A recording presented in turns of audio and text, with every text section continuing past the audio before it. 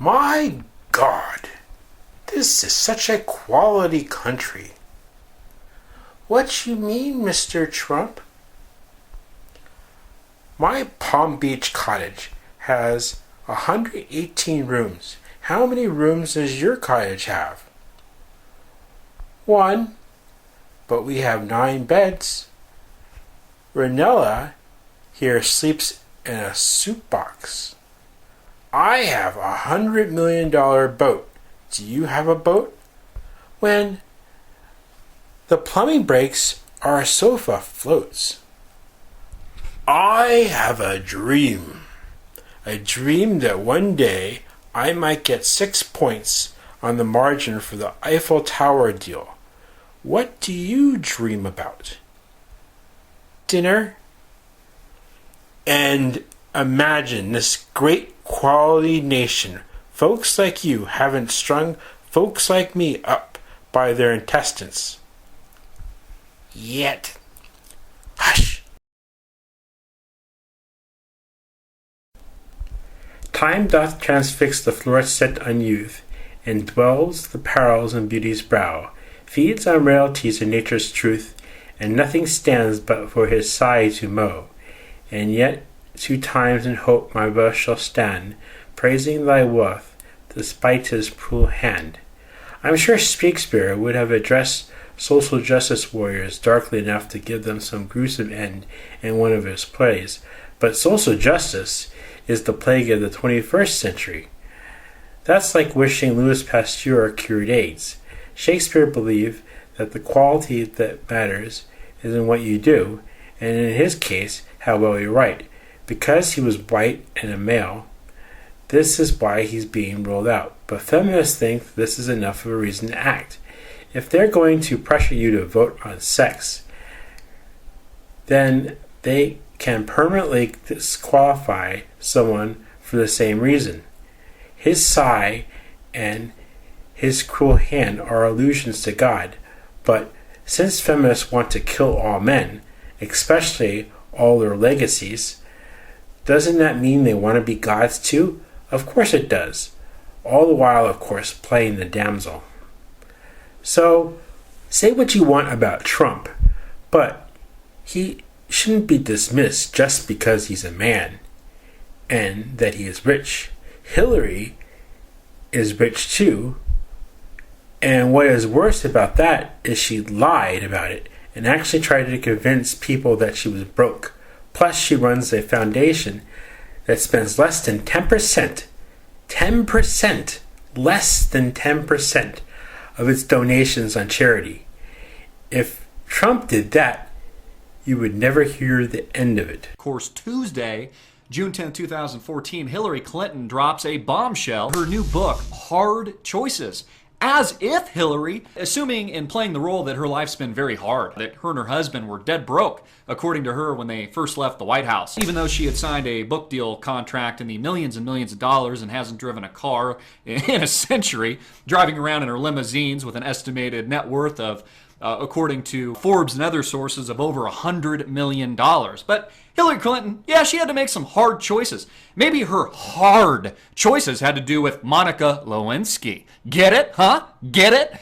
Bill Clinton, of course, lying in the Monica Lewinsky scandal that was broken by Drudge Report and has since made the Drudge Report famous, drudgereport.com, having to make hard choices. Again, identifying with the common groundling, she says. Her book here, 40 to 30% off at a local bookstore, according to Toby Harnden, who was astonished to see the mass discount, although it's mysteriously still number 2 on Amazon's top-selling list. Hillary Clinton's book, a book I certainly wouldn't be caught dead reading. I would encourage you not to read yourself. Obviously, there's not much demand for it with a 40 to 30% discount. She's now responding to the heated comments that she made regarding her dead broke comment. Goes in, is interviewed about her launched book tour, talking money, Monica Lewinsky, which she says she's over, and of course, Benghazi Gate, the massive scandal that she's largely responsible for covering up, along with her cohorts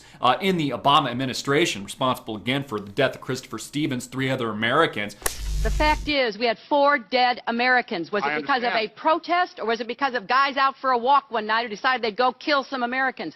What difference at this point does it make? In selling lies and total propaganda and bullshit to the American people. Hillary Clinton, of course, responding to the backlash, her dead broke comments, even though she's worth an estimated $100 million along with her husband, and again hasn't driven a real car. She's shuttled and shuffled around in limousines with the Secret Service, by the way, which all have guns, even though she wants your guns because she says they need to take your guns. And, you know, times have changed in America with all these school shootings. She wants your guns, along with the Obama administration, wants gun control laws, etc., wants to shit on the U.S. Constitution. But she's thumbs up for her own Secret Service and her own guns. So the backtracking begins. According to the Washington Times, Hillary hustles to halt the massive fallout from the dead broke controversy. Again, an estimated $100 million plus according to sources. That's their net worth.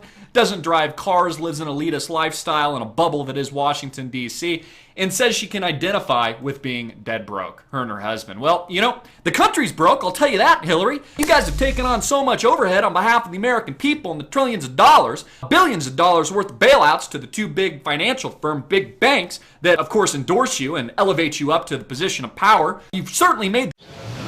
After weeks of speculation, aggravation, oh my God, the traffic is crazy, and talking in code, allocate $2,500 for the possible event.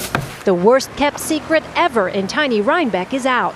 Officials here all but admit 30-year-old Chelsea Clinton will marry her longtime beau, 32-year-old investment banker Mark Mezvinsky, on Saturday. This is the biggest thing to hit Rhinebeck since Washington's army drove the British out of Rhinebeck. Thousands of people. The Clintons have kept a tight lid on the details, so any information is a scoop for the town newspaper. The circus has truly come to town. Although nobody admits to it, everyone knows the wedding is at Astor Courts, a majestic mansion tucked within 50 wooded acres, crawling with security.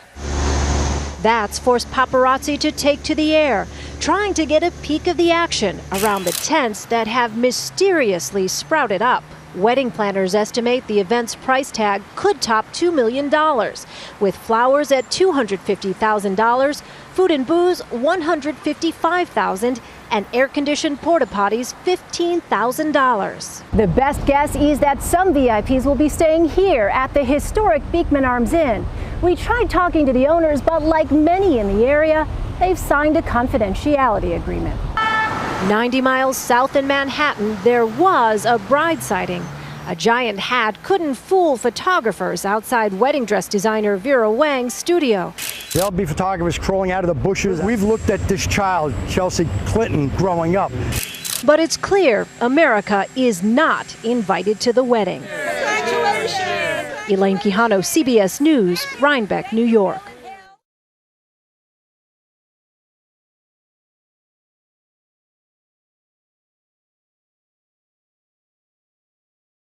Chelsea Clinton doesn't care about money, much like her mother. In the latest Clinton quote, she said, "I've tried really hard to care about things that were different than my parents. I was curious if I could care about money on some fundamental level, and I couldn't. That wasn't the metric of success that I wanted in my life." How indifferent is she to the filthy lucre? Clinton is currently pulling down $600,000 per year for the kind of no-show job you probably thought had disappeared with the demise of the American mafia. I wonder what Hillary Clinton had to do to get her that job. She is officially employed as an on-air correspondent for the NBC News, even though she hasn't appeared on NBC for the past 4 months. Clips of Clinton's work for the Peacock Network are really hard to find online. In one of the few accessible segments, her interview with the Geico Gecko reveals that NBC's coaching failed to improve her delivery. According to inequality specialist, a corroborator, an annual salary of $394,000 qualifies for 1% of the wealthiest Americans. According to the Associated Press, NBC wanted to avoid apparent conflict of interest, so they're paying Chelsea Clinton not to work there. How nice it must be to get paid to not work. $50,000 a month, merely for the employer not to soil their good name. Clinton is unconcerned with money. That's why she shelled out $10.3 million on the worthless stuff last spring to buy a swanky pad of Manhattan building. Her wedding costs an estimated $3.3 million, but she doesn't care about money. Chelsea Clinton's 5,000 square foot apartment overlooks Madison Square Park, features 4 bedrooms, 5.5 baths, oak floors, and Italian marble bathrooms, temperature-controlled storage room, and access to a key-lock elevator. New York Daily News reports Yankee slugger Alex Rodriguez was considered residence there. And how does someone who doesn't care about money spend twice as much on a wedding as the average American spends in a lifetime? She starts with not one but 2 dresses by acclaimed designer Vera Wang, who attended the wedding. CBS News estimated the cost of the laser-cut skirt gown she wore down the aisle cost more than $24,000. The price of the second dress is unknown. Now, I guess I don't know much about weddings because I thought you usually have only one dress, but I guess when you're super rich, one dress is not enough. If you are consistent in choosing the best of the best designer flowers, it was likely the total wedding bill would be reached $500,000. To finish off the accessories, choose $250,000 worth of jewelry, consisting of diamond drop earrings, small diamond bracelet. Next, the cake is $10,000, complete with $1,000 worth of edible sugar flowers. And then it costs $12 per slice, and the whole thing is gluten-free to ensure that you're paying for the money for a cake that doesn't even taste good. That's the sort of logic the Clintons have. Dinner was also gluten-free and vegan, and the first course, the entree, was around $125,000 for 500 guests. This is additional to $250,000 rehearsal dinner. If the $30,000 estimate of alcohol is correct, Clinton spent more on wine, cocktails, and champagne than the average American spends on an entire wedding. The couple saved on tents, however, which only cost Clinton about 1 year's salary. The New York Daily News budgeted the tents at $600,000. These weren't your standard tents, however. They were filled with glass walls, flooring, and climate control.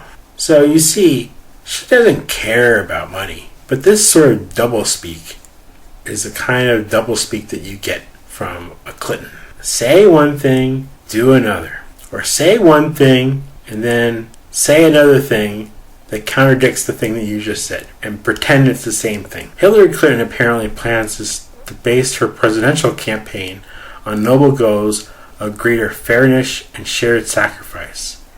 Yes. So much shared sacrifice. She has already lambasted vast differences in compensation. The average CEO makes about 300 times what the average worker makes, Clinton warned. She is right, but she can appreciate the fact that her own career and family. Recently, Clinton demanded up to $300,000 for a brief 30-minute speeches.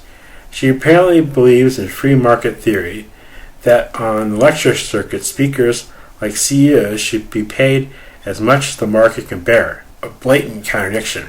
UCLA recently, Clinton's fee worked for about $165 per second. In 3 minutes, the autobiographical chit-chat, Clinton pulled in more than the average full-time fast food worker makes in a year. Note that directly or indirectly, universities pass such charges on to the students' customers. Oh, passing stuff on to the students. Well, that sounds fair. Who are currently collecting in debt to the tune of more than $1 trillion? Yes, add to the $1 trillion, Mrs. Clinton. You're doing a good job. Or perhaps Clinton earned to pay unfairness with her own daughter, Chelsea. Without a shred of journalistic experience, Chelsea Clinton earned $600,000 a year from NBC News. That rate works out more than $26,000 a minute. I'm sure she got that job based totally on her experience, right? Without a shred of experience.